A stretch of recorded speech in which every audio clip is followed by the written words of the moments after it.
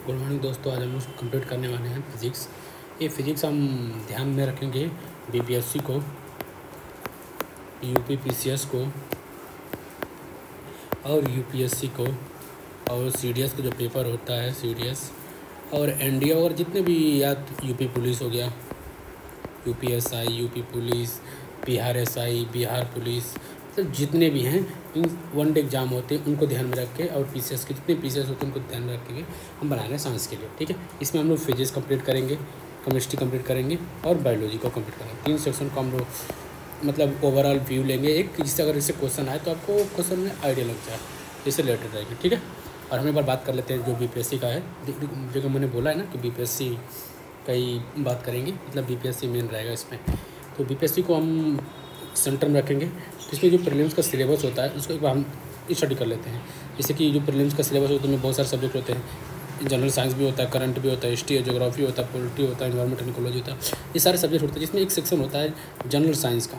ठीक है, general science में क्या होता है, जब क्वेश्चन होता है general science will cover the general क्या होता है सेशन एंड क्या होता है understanding of science including the matter of every day observation and the experience as may be expected of the educated person. ठीक है, who is not made a special study of the special, मतलब कहने का मतलब जो आप general life में use करते हैं उसी उतनी साइंस की ज़रूरत है, आपको स्पेशलिस्ट बनने की ज़रूरत नहीं है। कहने का मतलब इतनी है, मतलब अगर मान लीजिए अगर पूछता है फ़ैन इज वर्किंग, जिस फ़ैन आप देखते हैं फ़ैन होता है, अब ये नहीं कि फ़ैन बना कैसे है, वर्क कैसे करता है, उसके अंदर का फिनोमिनन कौन से हैं, ये सब नहीं, मतलब जनरल यूज़ करना। जैसे मान लो पिछली बार यूपीएससी में क्वेश्चन पूछ लिया था कि जो सीलिंग फ़ैन होता है वो कितने स्टार का होता है, और स्टार होता है ना 3 स्टार 2 स्टार 4 स्टार, ईस्ट कितने स्टार का होता है, ये सब होता है, तो ये सब पूछता है। ठीक है, तो ये जनरल साइंस है। एक बार हम साइंस को अगर पूछ लिया कि डिस्टेंस का यूनिट क्या होता है, ठीक है, और ऑप्शन में दे दिया मीटर, सेंटीमीटर, किलोमीटर और दे दिया प्रकाश वर्ष, और ऑप्शन में दिया ओनली 1, दूसरा हो गया ओनली 2, तीसरा दिया ओनली 3 और चौथा दे दिया ऑल। तो आप देखो मीटर तो होगा, सेंटीमीटर भी होगा, किलोमीटर होगा, लेकिन प्रकाश वर्ष ये कौन सा दूरी का मापन है कि नहीं। वर्ष तो मतलब समय का मापन होता है, कितना समय लगा है।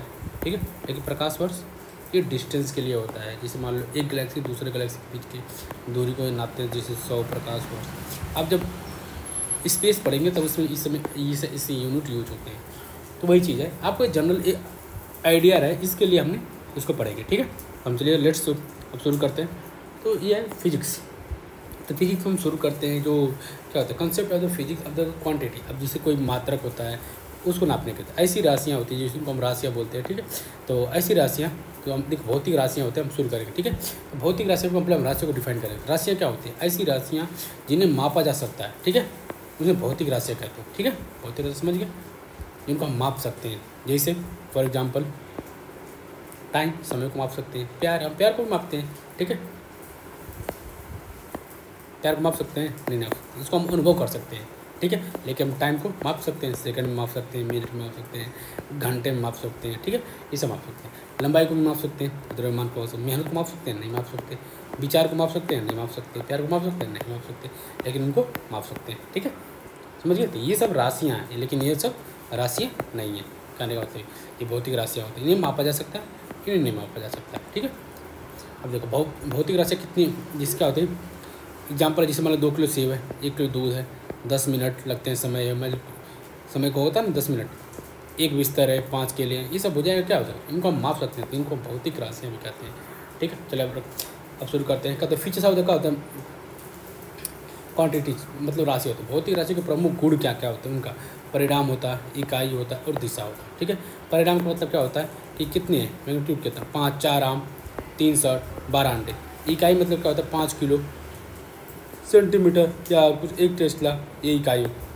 ठीक है, दिशा मतलब वो एक दिशा से चलती हुई कार है, मतलब कहते हैं उत्तर जाता हुआ रॉकेट है या ऊपर जाता हुआ रॉकेट है, मतलब एक दिशा की तरफ चल रहा है ना, ये होती है। डायरेक्शन समझ गए, इकाई समझ गए, परिणाम समझ गए। परिणाम मतलब जो टोटल परिणाम होता है। इकाई क्या होती है कि 5 किलोग्राम राइस, ये जो किलोग्राम है ये इसका यूनिट है। ठीक है, परिणाम कितना है 4।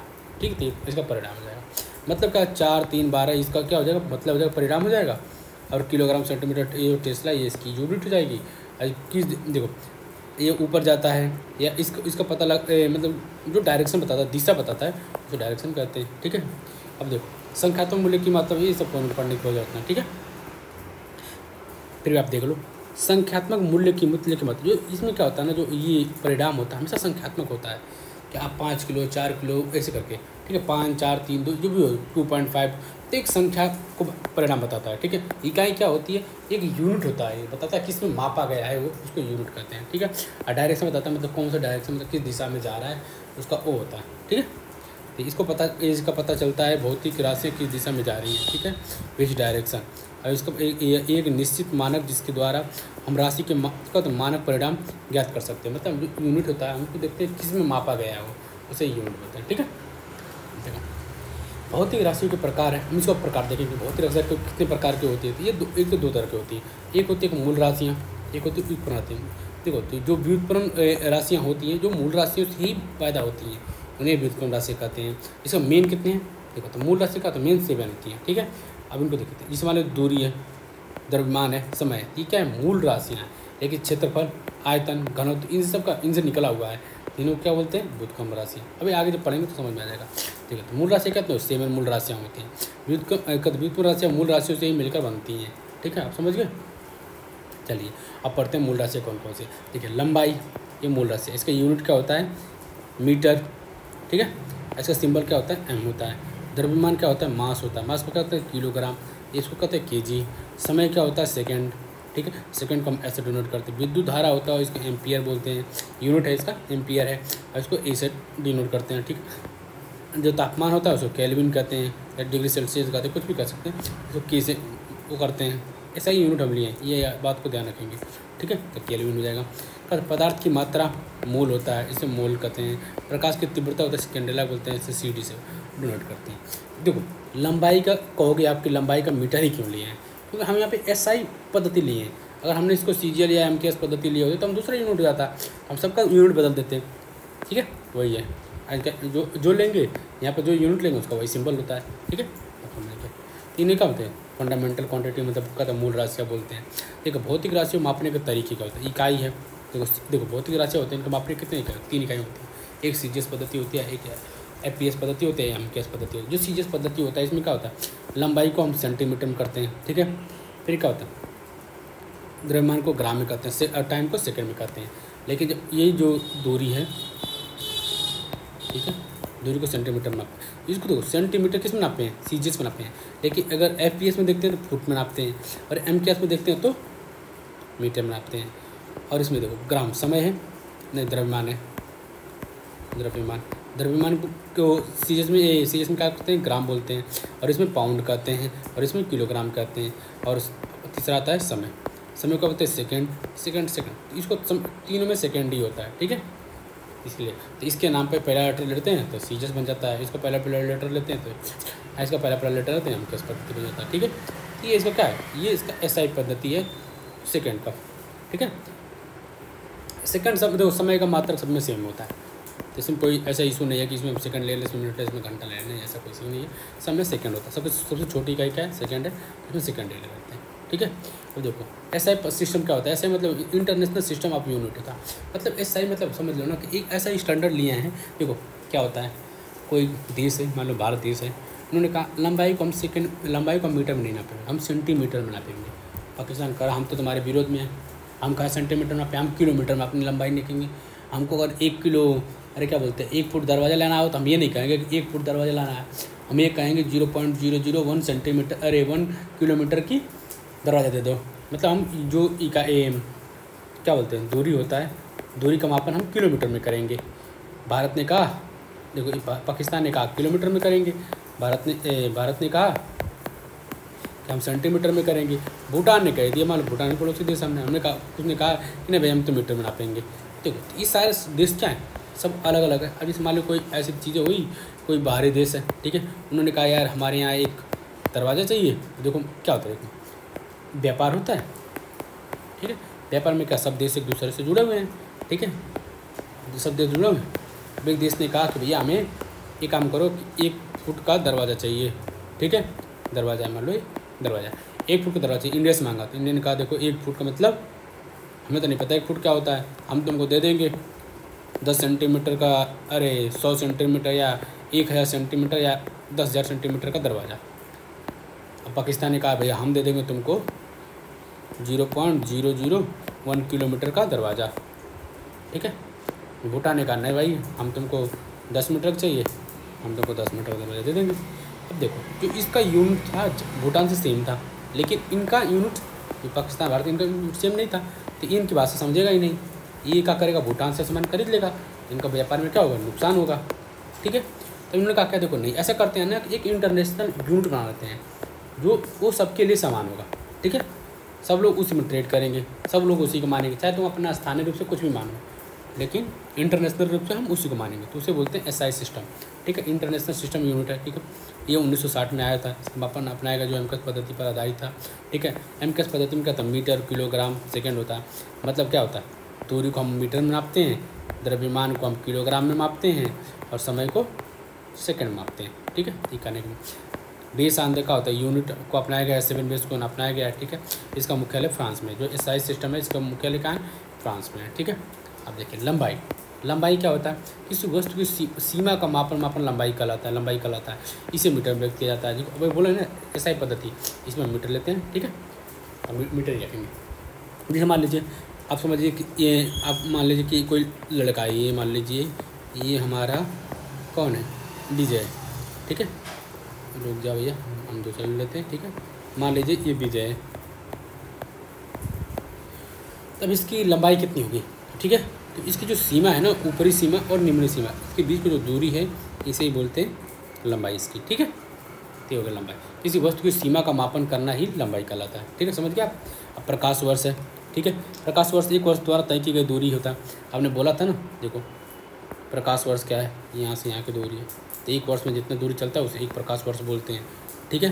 तो दूरी को मापने के लिए क्या प्रकाश वर्ष में या यूज करते हैं। इस मान लो आपने 1 वर्ष में जितना दूरी तय की उसे बोलेंगे 1 प्रकाश वर्ष। तो मान लो आपने 100 इस मान लीजिए कि अभी एक मिशन है ना, क्या बोलते हैं, चंद्रयान, मान लीजिए चंद्रयान है, इसको आप स्पेस में छोड़ दीजिए। अभी चंद्रयान चलो चंद्रमा का चक्कर लगा रहा है, लेकिन मान लो स्पेस में से चला गया, तब 1 साल में जितनी दूरी तय करेगा उसे बोलेंगे 1 प्रकाश वर्ष। 2 साल में, 3 साल में, ऐसे चलते करते मान लो वो हज़ारों वर्ष तक चलता गया, ठीक है। अब उसको 1000 वर्ष तक चल रहा है, तब 1000 वर्ष से इसे बोलेंगे, अब उसको बोल दे ऐसे ही 1000 वर्ष को 100 प्रकाश वर्ष, ठीक है। प्रकाश वर्ष की लंबी दूरी को मापने के लिए तय किया जाता है, ठीक है। अब देखो AU एटमॉस्फेरिक यूनिट, AU होता है एटमॉस्फेरिक यूनिट को मापने के लिए, सूर्य पृथ्वी के बीच की दूरी को 50 करोड़ 15 किलोमीटर है, ये सब मतलब समझ लो ना कि लंबाई क्या होता है, मापने के लिए होता है, ठीक है। इस पर क्या होता है, एक पार्सेक होता है, ठीक है, उसको लाइट ईयर में यूज करते हैं, ठीक है। AU होता है, देख लीजिए सूर्य प्रकाश की AU मतलब सूर्य प्रकाश की दूरी जितनी देखो सूर्य और पृथ्वी के बीच में जितनी दूरी है ना, उसको हम 1 प्रकाश वर्ष, अरे क्या बोलते हैं, एक एस्ट्रोनॉमिकल यूनिट बोलते हैं, सॉरी मेरी से गलती हो गई, इसको मैंने एटमॉस्फेरिक यूनिट समझ लिया था, ये एस्ट्रोनॉमिकल यूनिट है, मतलब सूर्य और पृथ्वी के बीच की जो दूरी है उसको एक एस्ट्रोनॉमिकल यूनिट बोलते हैं, ठीक है। वैसे समय का 2 घटनाओं के बीच अवधि, देखो 2 घटनाओं के बीच की अवधि का मापन समय कहलाता है, ठीक है।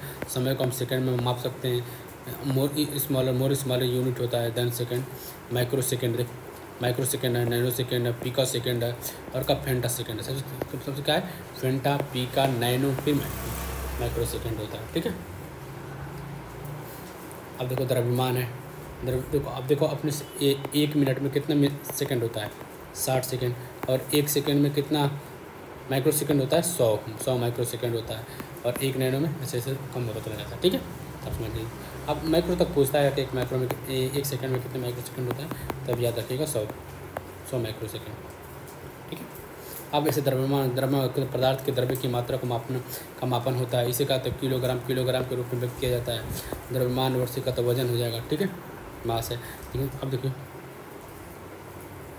अर्थ में कोई ग्राम क्या है, 10 किलोग्राम का वेट है, तो इसको 9 पॉइंट मास इसका कितना 10 किलोग्राम है, ठीक है। और इसका अब स्केल का होता है जो ग्रेविटी कितना 9.8 है, तो इसको मल्टीप्लाई करेंगे तो 9.8 98 न्यूटन का वेट लगेगा इस पर, ठीक है। इसका द्रव्यमान है 98। देखो मास तो सेम ही रहता है हर जगह, लेकिन उसके क्या होता है ग्रेविटी जितना कम होगा उतना कम मास महसूस होगा, ठीक है। तब क्या होता है चंद्रमा की ग्रेविटी कम होता है, ठीक है 1.6 होता है। फिर क्या होता है स्पेस में ग्रेविटी 0 होता है, 0 से मल्टीप्लाई कर देंगे, ठीक है। वेट इक्वल टू क्या होता है m/g होता है। तो m सबके लिए क्या होता है, m क्या होता है मास होता है। मास सबके लिए सेम होता है, लेकिन ग्रेविटी बदलती रहती है। जहाँ ग्रेविटी 0 होगी वहाँ मास भी 0 होगा, ठीक है। तो अब ये हो गया। अब विद्युत धारा है। विद्युत धारा में क्या होता है कि विद्युत आवेश की प्रवाह की दर को विद्युत धारा कहते हैं, ठीक है। विद्युत आवेश की प्रवाह की दर को विद्युत धारा कहा जाता है। इसका मापन क्या होता है एम्पियर है, एम्पियर मात्रा का। इस तापमान है, तापमान का तो पदार्थों में मौजूद ऊष्मा की मात्रा को, ऊष्मा की तीव्रता का मापन तापमान कहलाता है। मेजरमेंट ऑफ द का होता है intensity of the heat in present substance होता है, उसको बोलते हैं। इसे कैलोरी में देखते हैं आप इसे डिग्री, अगर डिग्री सेल्सियस या डिग्री सेल्सियस में भी देख सकते हैं, ठीक है। क्या होता है जनरल यूनिट है। फिर क्या होता है फ़ारेनहाइट है, क्या होता है सेल्सियस जनरल यूनिट है। और क्या होता है और फ़ारेनहाइट क्या होता है बॉडी टेम्परेचर मापने के लिए यूज किया जाता है, ठीक है। ऐसे तापमान और ऊष्मा में अंतर होता है, ठीक है। तापमान क्या होता है मात्रात्मक मापक होता है, उसमें क्या होता है गुणात्मक होता है, ठीक है।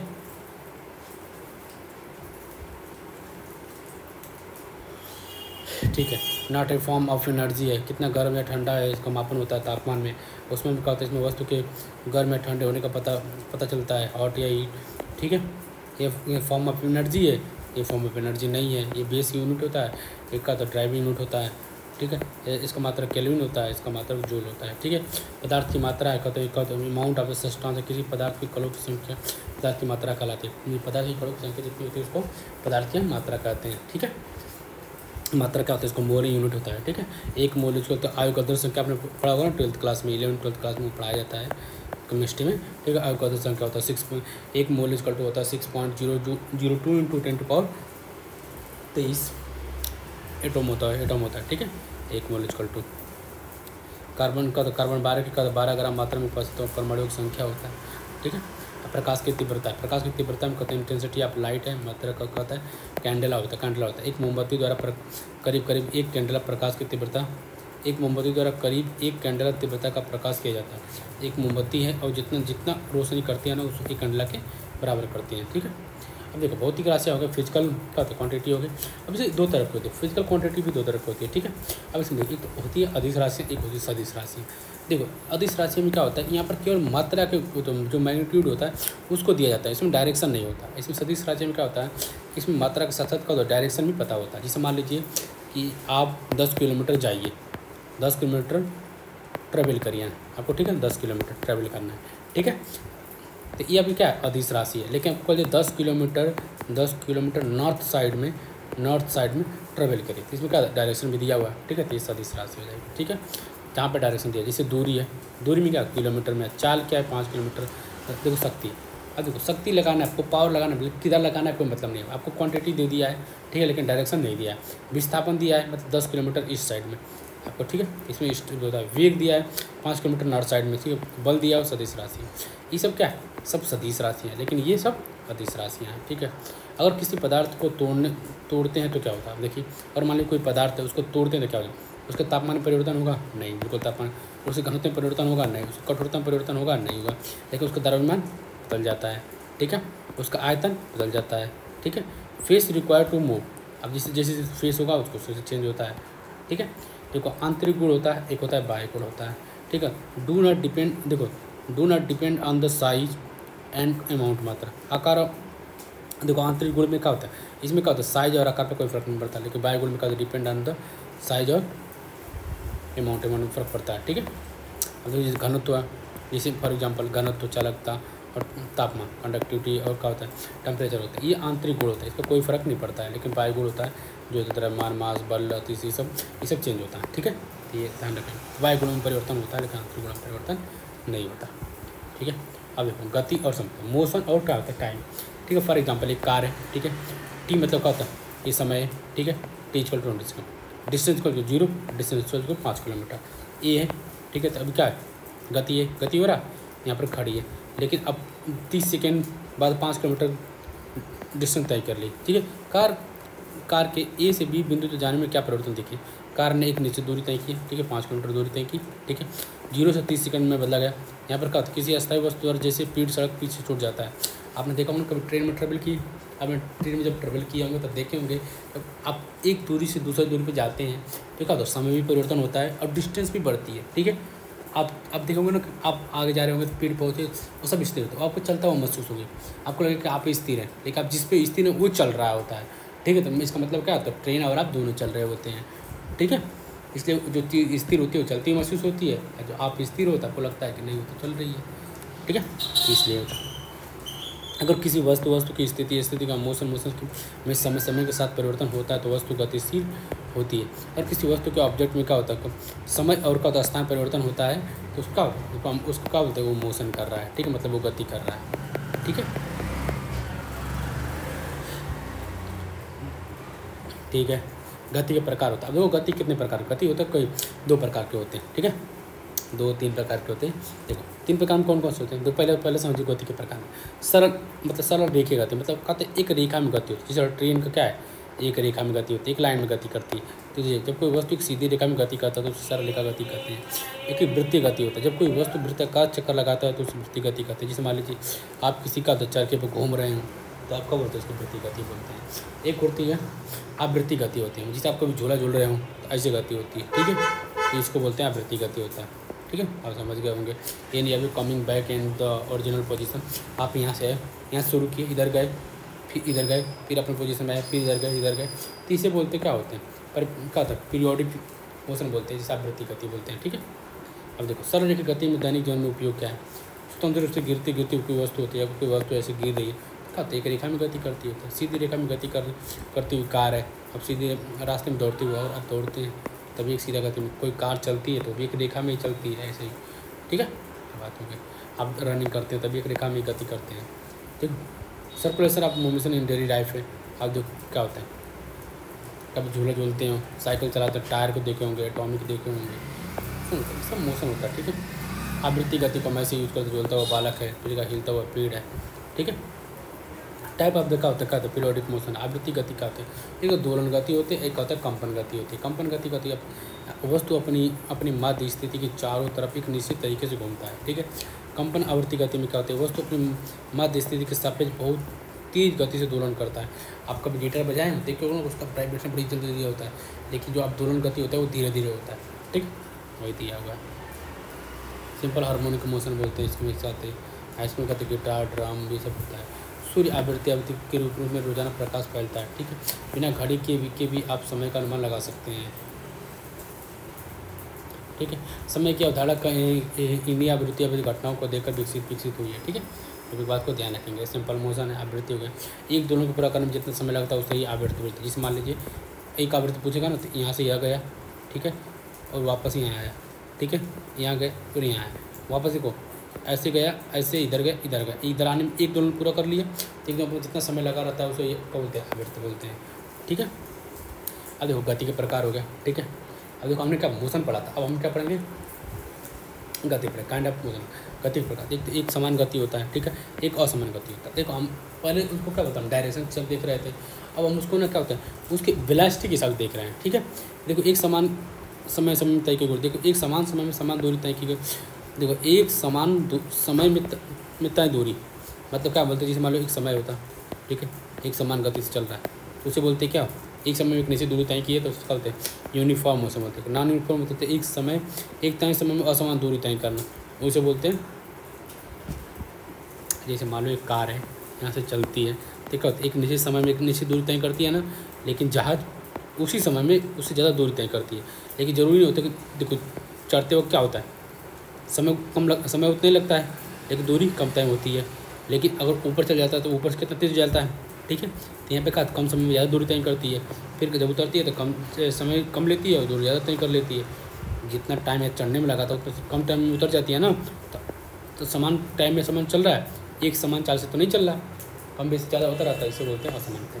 ठीक है, स्पीड का मापन क्या होता है? स्पीड का मापन होता है औसत गति होता है, एवरेज स्पीड इसमें नापा जाता है। क्या होता है इसमें? क्या होता है असमान गति में क्या होता है? इसमें एवरेज स्पीड निकाल लेते हैं, ठीक है।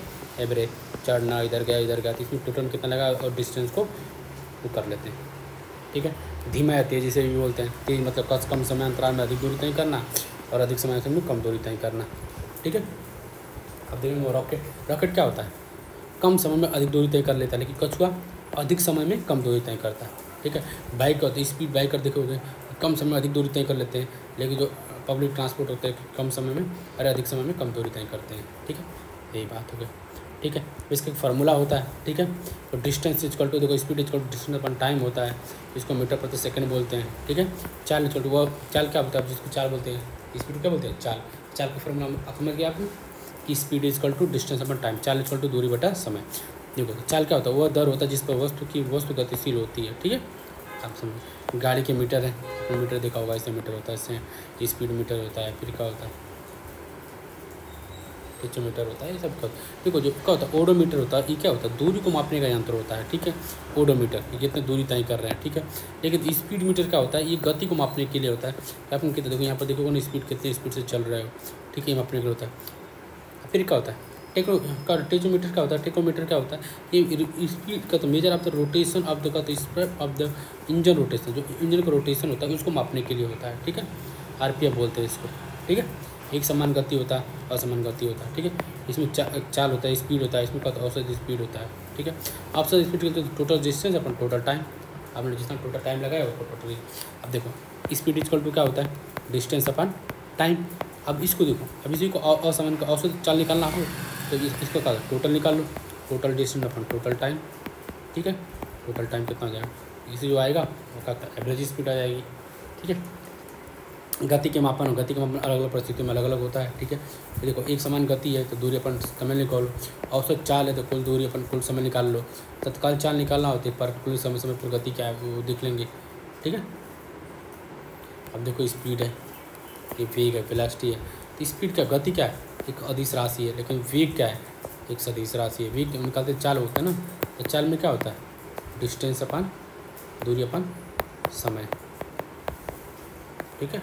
ये सदिश राशि है, ये विस्थापन बोलते हैं, इसे दूरी बोलते हैं, ठीक है। आप समझ गए होंगे। दूरी और विस्थापन में अंतर क्या होता है? दूरी क्या होती है? एक वस्तु द्वारा तय की गई रास्ते की लंबाई को हम दूरी कहते हैं, एक वस्तु द्वारा तय की गई न्यूनतम दूरी को हम डिस्टेंस बोलते हैं। जैसे मान लीजिए कोई पॉइंट है, ठीक है। ये कोई पॉइंट है, यहाँ से पहले इधर गए 10 किलोमीटर, 5 किलोमीटर इधर गए, 6 किलोमीटर इधर गए, ठीक है। तो ये आपने जो तय किया उसको क्या बोलते हैं? ये दूरी हो गया। 5 10 5 15 और 2 17 किलोमीटर। लेकिन अब यहाँ पे आ गए ना, आपने विस्थापन कितना किया? प्रारंभिक दूरी और अंतिम दूरी के बीच की न्यूनतम दूरी होती है, इसे बोलते हैं विस्थापन। तो विस्थापन क्या है? 0 है, ठीक है। आप समझ गए? ये होगा दूरी और विस्थापन हो गया, ठीक है। बाकी हम नेक्स्ट लेक्चर में कंप्लीट करते हैं, ठीक। Thank you.